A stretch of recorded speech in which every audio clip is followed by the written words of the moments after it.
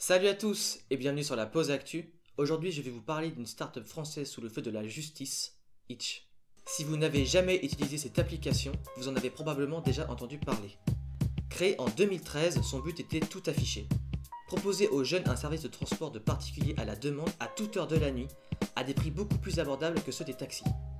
Pendant 3 ans, le modèle fonctionne à merveille, gagnant notamment de nombreux clients lorsque le service pop de l'américain Uber ferme durant l'été 2015. Ainsi, à ces grandes heures, le service de transport pour les noctambules pouvait compter jusqu'à 500 000 utilisateurs chaque semaine. Le souci, c'est que les caractéristiques de l'application peuvent être perçues comme de la concurrence déloyale pour les chauffeurs de taxi. Certes, les chauffeurs inscrits sur l'application ne sont payés que 6 000 € maximum à l'année, ce qui comble à peine leurs dépenses d'entretien et d'essence de leur véhicule, mais contrairement aux chauffeurs de taxi, ils ne doivent pas payer de cotisations sociales.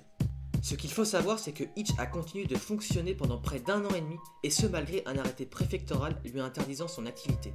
Le fondateur de l'application, Teddy Pellerin, a plusieurs fois fait valoir du bien fondé de son entreprise, déclarant qu'il ne la fermerait pas car elle n'était pas illégale. Pourtant, à ce moment-là, pris en flagrant délit, un conducteur Hitch pouvait désormais être arrêté par les forces de l'ordre. Et cette situation délétère dure jusqu'à l'hiver dernier, où plus de 600 chauffeurs de taxi assignent en justice l'application Hitch. Celle-ci est poursuivie pour complicité d'exercice illégal de la profession de taxi, pratique commerciale trompeuse et organisation d'un système de mise en relation de clients avec des chauffeurs de taxi non professionnels. Les taxis reprochent à l'application de faire passer pour du covoiturage, ce qui s'apparente à de véritables courses équivalentes à celles des professionnels, mais à des prix défiant leur concurrence. Les deux fondateurs de l'application risquaient jusqu'à 10 000 € d'amende et l'interdiction de diriger toute société durant 2 ans.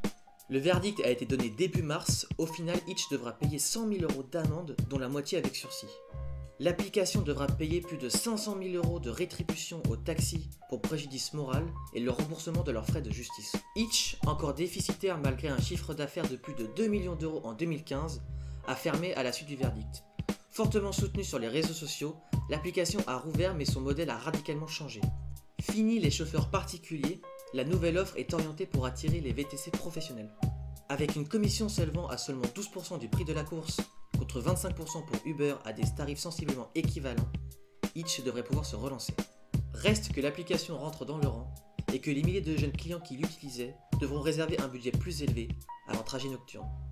Voilà, c'est la fin de cette vidéo. Merci à tous de l'avoir regardé. Quant à nous, on se retrouve la semaine prochaine pour une nouvelle vidéo sur la Pause Actu.